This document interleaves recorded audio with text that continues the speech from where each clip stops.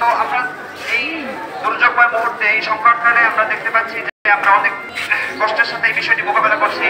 তো আসলে এই যে বন্যা, এই যে সংকট, এগুলো আসলে আল্লাহ তাআলার পক্ষ থেকে পরীক্ষা হিসেবে এসে থাকে। তো এই সময় আল্লাহ আমাদেরকে পরীক্ষা করেন যে আমরা এটাকে ধৈর্যের সাথে মোকাবেলা করি নাকি আমরা অধৈর্য হয়ে পড়ি। তো আল্লাহ তাআলার রহমতে আমরা ধৈর্যের সাথে এই বিষয়টি মোকাবেলা করার চেষ্টা করবো ইনশাআল্লাহ। আল্লাহ তাআলা আমাদেরকে তৌফিক দান করুন। তো এই দুর্যোগকালে আমরা আসুন্নাহ ফাউন্ডেশন সর্বপ্রথম এবং সবসময় চেষ্টা করছি যে এই বন্যার্ত মানুষের পাশে এগিয়ে থাকার জন্য। তো এখন আসলে অনেক মানুষ আমরা কষ্ট করছি, তো এই কষ্টের সময়টা যাতে আমরা একটু ভালোভাবে কাটাতে পারি, এই জন্য আমরা আসলে বন্যার্ত মানুষের পাশে সবসময় থাকার চেষ্টা করবো ইনশাআল্লাহ। তো আসুন্নাহ ফাউন্ডেশন এবং শেখ আহমদুল্লাহ, তিনি যে বন্যার্ত মানুষের পাশে এগিয়ে এসেছেন, আমরা আসুন্নাহ ফাউন্ডেশনের জন্য এবং শেখ আহমদুল্লাহর জন্য দোয়া করবো ইনশাআল্লাহ।